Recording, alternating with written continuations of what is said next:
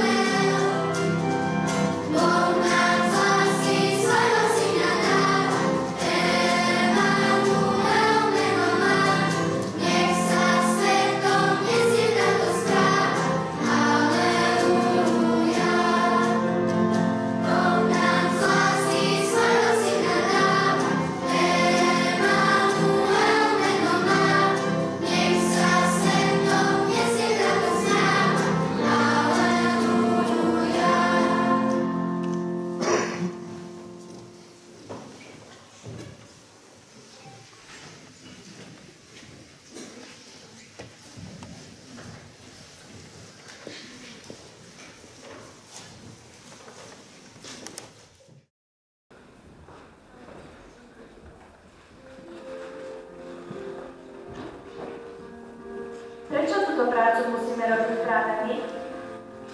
Ty máš čo hovoriť. Robíš to prvýkrát, ale čo ja? Áno, my dvaja to musíme robiť vždy, keď nás sneží. Ako keby nám nemohli prideliť lepšiu prácu.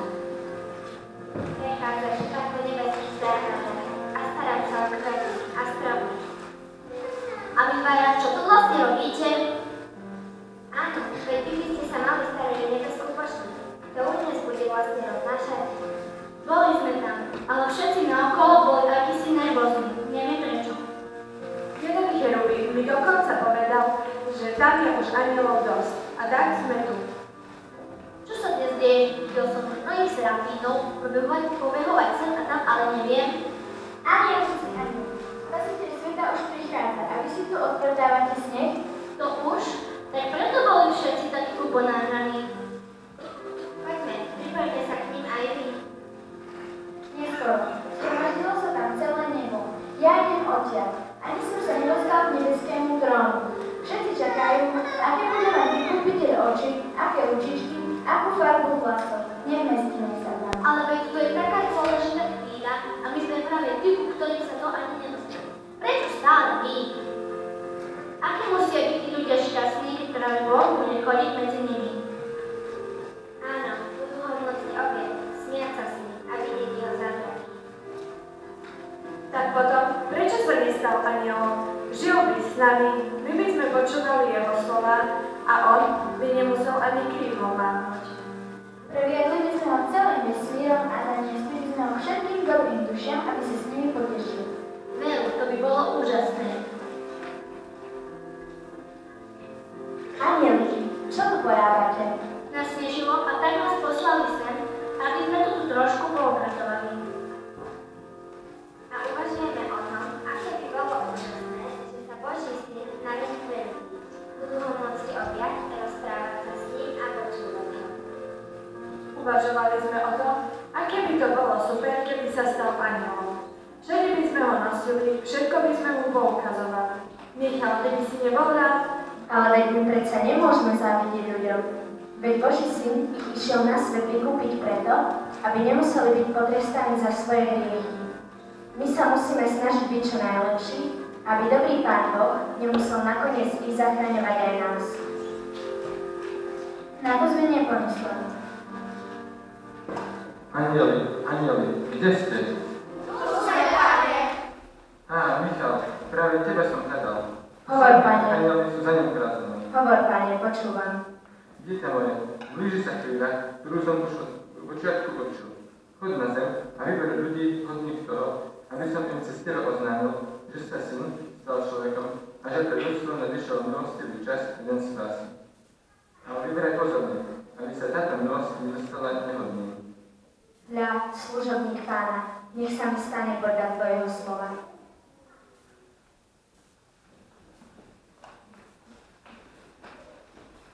Neviem, či to sám zvládnem. Často chodím na svet medzi ľudí a preto vidím, akí sú krehkí. Ale to nebude žiaden problém, ja idem s tebou. Ďakujem, to by bolo úžasné. Chce sa ešte niekto pridať? Ja tu radšej ostanem a dolupracujem ten snem. Veď vieš predsa, aký je Archimov na trochách, keď niečo nie je na svojom mieste. Ja by som chcel ísť. Si ešte veľmi maličký. Áno, ty budeš dávať na nás pozorovateľov. A ja tu ostanem s tebou. Tak teda idem ja. Ešte nikdy som nebol na zemi. Tak teda poďme. Majte sa dobre a keď niekoho nájdete, dajte vedieť. Áno, neboj sa.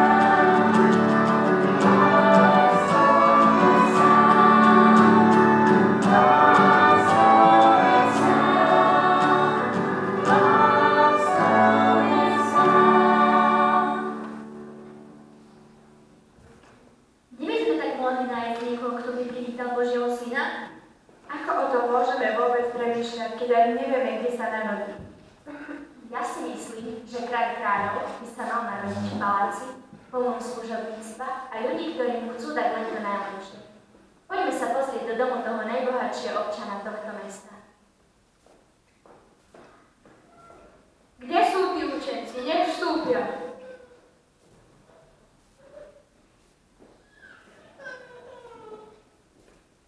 Zdravíme ťa, veľastené knieža. A ja vás pozdravujem. Čo vás sem priviedlo? Drahý vládca, poznáš písma, preto ti nemusím hovoriť, čo veľké sa má v týchto dňoch stať. Čo také sa deje v mojej krajine? Pred niekoľkými dňami sme si na nej všimli zvláštnu hviezdu. Ach, veď hviezd je na nebi tisíce. Áno, ale táto je iná ako tie obyčajné. Je to znamenie, ktoré predpovedá prorok. Hovorí, že sa má v tomto čase narodiť Mesiáš, kráľ Izraela. Ako to, že o tom neviem? Keď sme prišli pred tvoj palác, tak sa hviezda obratila smerom na sever. Preto sme si mysleli, že Boží syn sa má narodiť v tomto paláci. Preto sme vošli dnu, ale keď ty o ničom nevieš, zrejme budeme musieť hľadať niekde inde. Áno, len už chodte. A keď sa budete vracať, zastavte sa, aby som sa mu ja šiel pokloniť. Áno, pôjdeme tam spolu. Určite sa zastavíme, prajeme ti dobré zdravie. Áno, len už chodte. Stráže! Tu sme najvyšší hľadár. Čo rozkážeš? O akom dieťati to tu tí traja hovorili, čo? Verne slúžime tvojmu menu a prisahám na svoju čest, že doposiaľ som nepočul o žiadnom dievčati. Pozabíjať vás dám, ak vy do rana nezistíte, či sa naozaj narodil ten židovský kráľ, ako to hovorili tí traja. A ty len ma nudíš, len otravuješ. Nech sem príde niekto, kto mi tieto zlé chvíle, ktoré ma teraz prenasledujú, zaženie. Ináč vás všetkých vykantrím. Aj tak ste všetci na nič.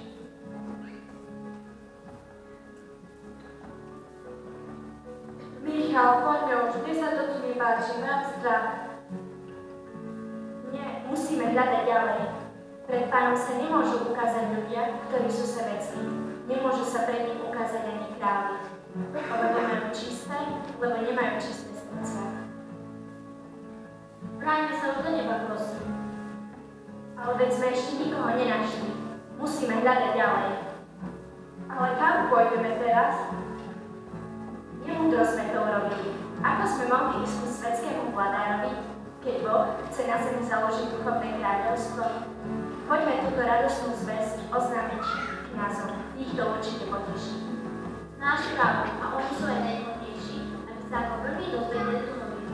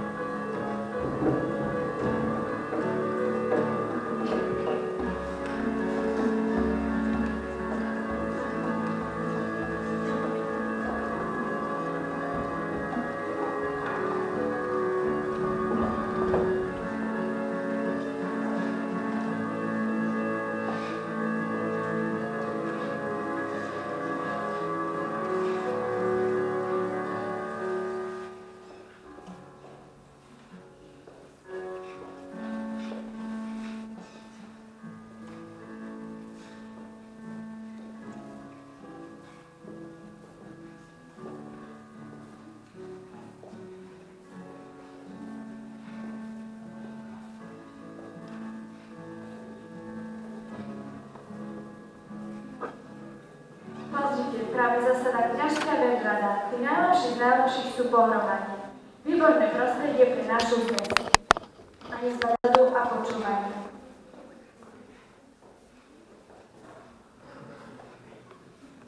Ticho, prosím. Utíšte sa. Je to naozaj tak, bratia. Aj podľa písma nastal milostivý čas a deň spásy. Deň, kedy má prísť na svet Mesiáš. Možno, že nás delí od neho už len pár mesiacov, týždňov, a pomazanie môže prísť každým dňom. Našou povinnosťou sa bude dostať do jeho blízkosti a za každú cenu si zabezpečiť svoje postavenie. Sme stĺpom a oporou viery a ľudu. My budeme musieť byť radcami.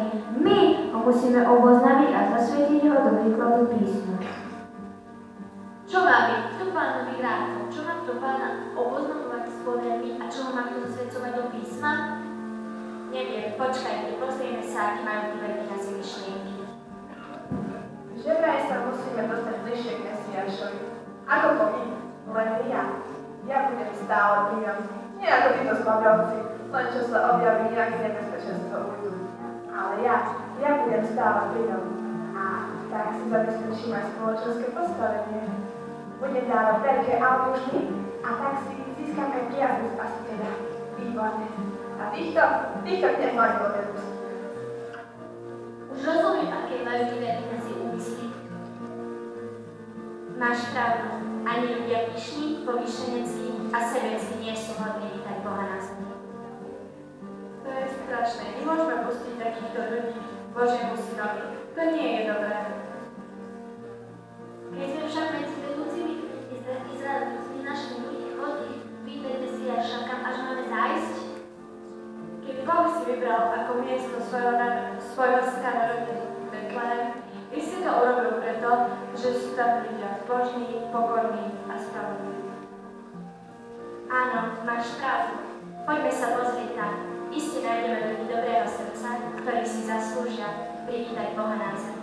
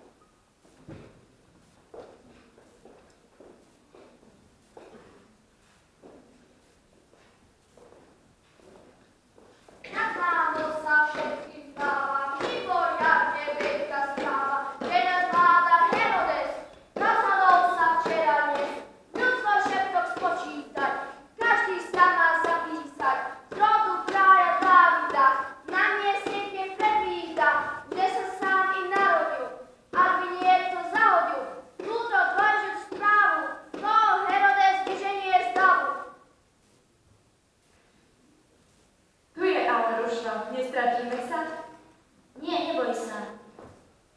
Poobzerajme sa po okolí. Hádam nájdeme nejaké dobré duše.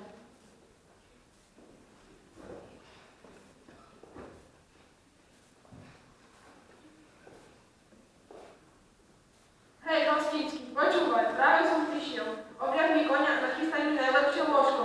Potrebujem aj poriadnu večeru. Ľudvoje máme plno, skús čo bere ďalej. A čo povieš na to? No, to je už niečo iné, ale aj tak si myslím, že to nebude stačiť. Tak počúvaj, žiadny Hostínsky mi ešte nepovedal zaklop od mene ďalej. Ja som veľa silný pán, okamžite ma pustí dnúť. A čo si o sebe myslíš? Pre teba sa do kocky neposkladám. Keď ma nevpustíš, no, pôjdem vám sám.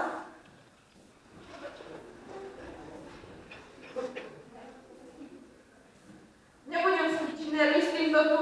Nechám, že som ťa plné zuby.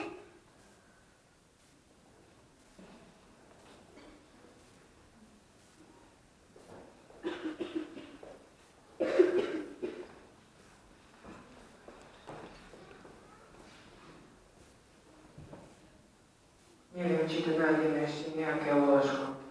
Počkaj, Jozef, postavme chvíľku, už nevládzem.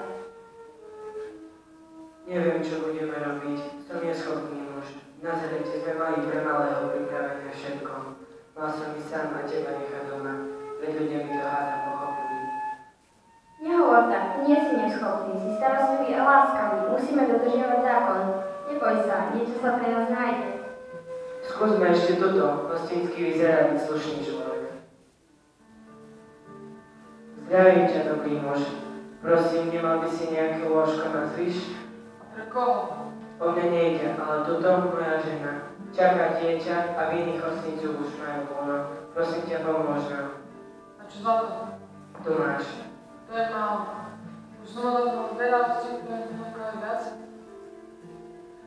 Ale viem pozor. Čakám na niekoho, čo na 10 násobne viac. Okrem toho ťa môžem poopravovať stoly a stoličky. Som totiž stolárny. Nechcem opravovať stoly. Ja chcem peniaze. Prepáč, toľko nemám, tak sa asi poberieme ďalej. Počkaj, viem, že si slušný človek, a nie taký, ktorý sa tu prvom nesmí. Tam za rohom je malá stajna. A taká pred ľudským. Ďakujem ti, dobrý muž. Prajem ti pokoj v srdci. A ja vám služím.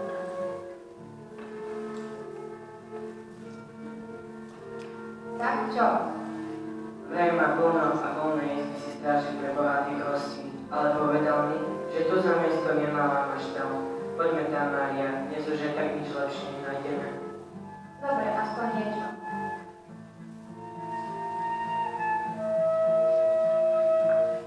Čo sú toto za ľudia?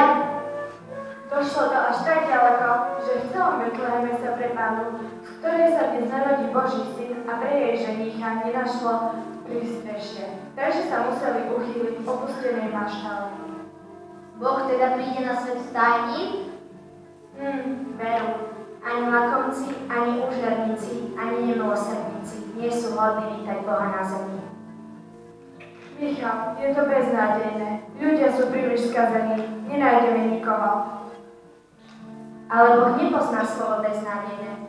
Určite nájdeme ešte ľudí dobrého srdca, čistej mysle a pokojnej odovzdanosti do Božej vôle. Musíme hľadať ďalej. Vráťme sa už do neba. Ostatní anjeli na nás určite čakajú. Áno, čakajú, že im predstavíme niekoho vhodného privítať Mesiáša. Súhlasím s Michalom Archanielom. Poďme niekoho nájsť. Veď Pán nám určite niekoho vhodného pošle do cesty.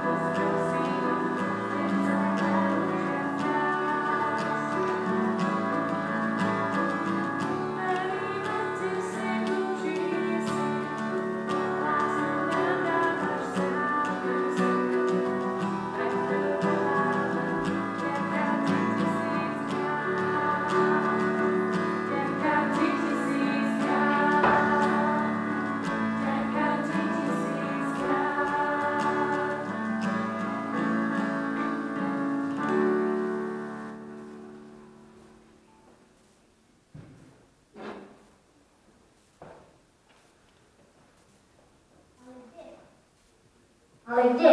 Kde sme ešte neboli? Kam máme ísť? Poďme si trošku prevetrať hlavu do lesa. Hádam nám Boh modlitbe ukáže nám ďalej. Presne tak. Pozrite sa, zdá sa, že tu nie sme sami. Chudobní sme sa ešte nepýtali. Čo tí už povedia? Nemáme na chleba, naše domy sú staré a schátrané. Prestaň takto rozmýšľať a poď. Nemáme čo stratiť. No tak dobre. Postavme sa tu a pozorujme ich odtiaľto.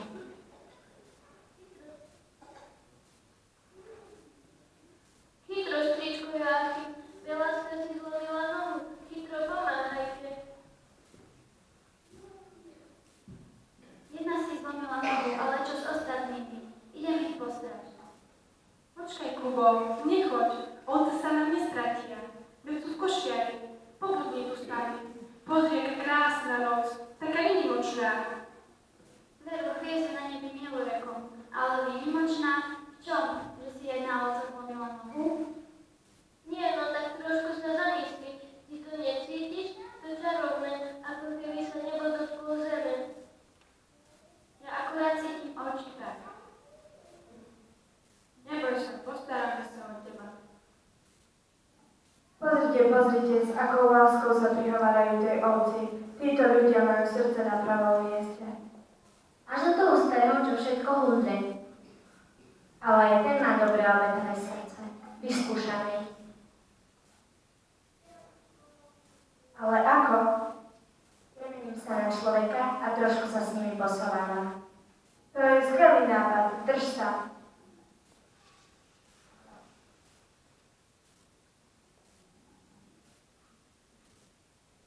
Chlapi, ste ako babi. Toľko sa maznať s jednou ovcou. Otrepe si nohu o kameň a vy sa divne pustíte do náreku. Presne to som im hovoril, ale nikto ma nepočúval. Čo ste vy dvaja rozum potratili? Čo vám to zviera porobilo? Tu máte. Vezmite si peniaze a zabite ju. Chromá ovca nič nezmôže. Pozri, cudzinec, máme hriechy a chyby, ale máme aj srdce a svedomie. Nechaj si svoje peniaze. Budete bohatí. Môžem sa na to popremýšľať. Povedal som, nechaj si svoje peniaze a nech je s tebou Pán na ďalšej tvojej ceste, ako si to zaslúžiš.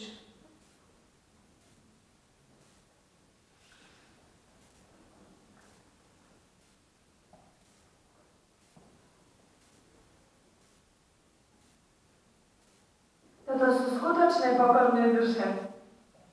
Naozaj, tak preto sme ich našli. Ľudí, ktorí si ako prvý zaslúžia, veď vstúpiť pred Božieho syna a ako prvý mu povedať.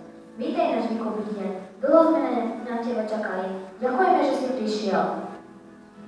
Pozrite, najväčšia chvíľa dejín už nastala. Spasiteľ je už na svete. Poďte, oznámime to pastierom.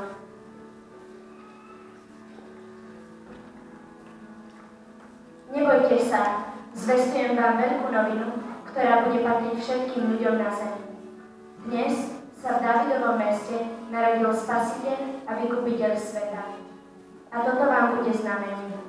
Nájdete dieťa zavinuté do plienok a uložené v jasliach.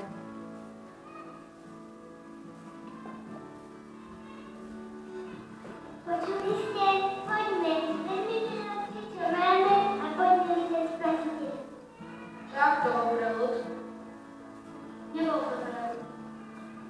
Všimli ste si tú podobu anjela s cudzincom, ktorého sme streli? Určite to spolu nejako súvisí. O tom budeme premýšľať dlho. Poď. Máš pravdu, ideme.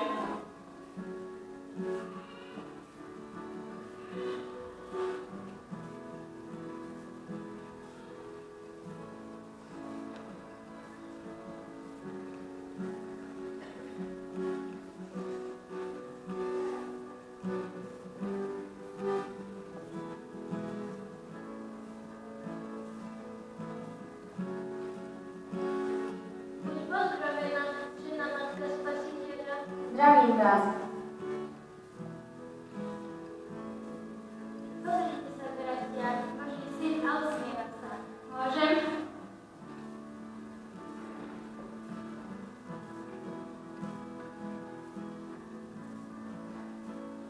on krásny. Povedali nám, že sa Spasiteľ narodil v jasliach, takže si mysleli, že mu niečo netreba. Ja som mu priniesol Božku syna. Ja som vám priniesol skrbičku mlieka. A ja som priniesol túto ovečku. Je chroma, ale myslím, že Spasiteľovi to nebude prekážať. Ale pozrite sa, bratia, ona ako by vstala, vôbec nič už neboli. Zázrak, ľudia, zázrak. Áno, zázrak. Vy nehovorili ste, bratia, že toto je zázračná noc?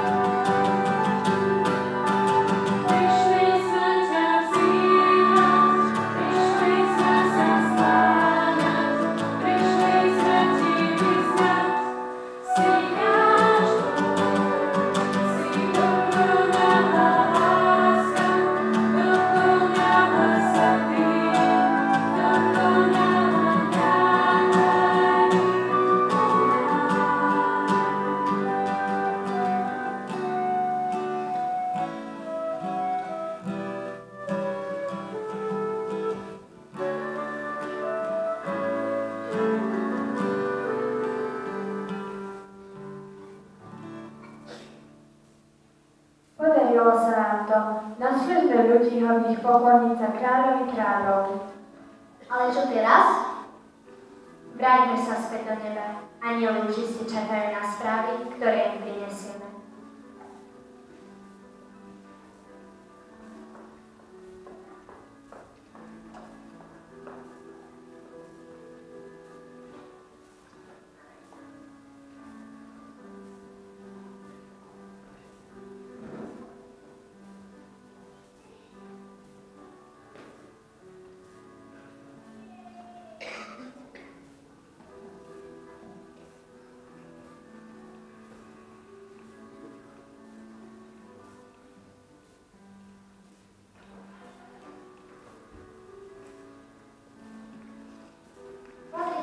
Už sú tu.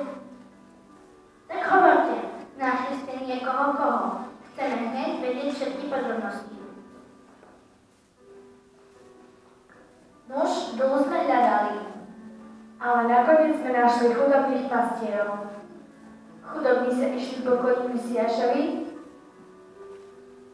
Áno, pretože len oni majú čisté srdcia. Anjeli, kde ste? Urobili ste výbornú prácu. Ďakujem vám. Splnili ste moju vôľu.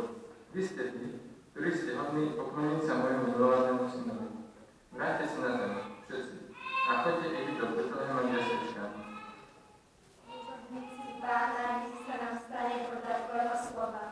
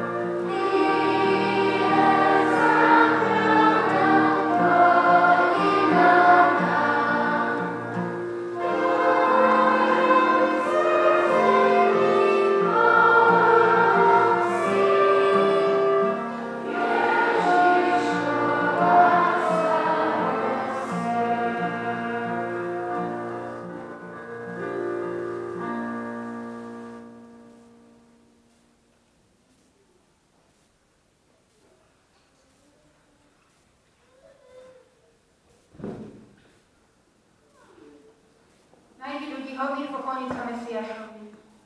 Touto myšlienkou sa niesla celá jasličková pobožnosť v podaní Markušovských detí. Svätý Michal Archaniel chodil po zemi a hľadal ľudí, ktorí by sa šli pokloniť Spasiteľovi. Nenašiel však nikoho veľkého, mocného či schopného. Boli to práve obyčajní pastieri, ľudia na pokraji modernej spoločnosti s nálepkou neschopní. Ako by to však vyzeralo, keby k nám prišiel dnes? Ako my slávime Vianočné sviatky? Hrnieme sa za mocou, slávou či ziskom, alebo sa vieme schyliť aj do maštajky? Čo by o nás povedal svätý Michal? Odpovedať si musí každý sám. Nebojme sa znižiť sa, nebojme sa ukázať svoju slabosť pred inými, ale so svätým Pavlom opakujme. Keď som slabý, vtedy som silný. Vtedy k nám betlehemské dieťa zdvihne ručky a ukryje sa v našom srdci. Chcela by som vám ešte popriať pokojné prežitie Vianočných sviatkov v kruhu najbližších. A teraz by som chcela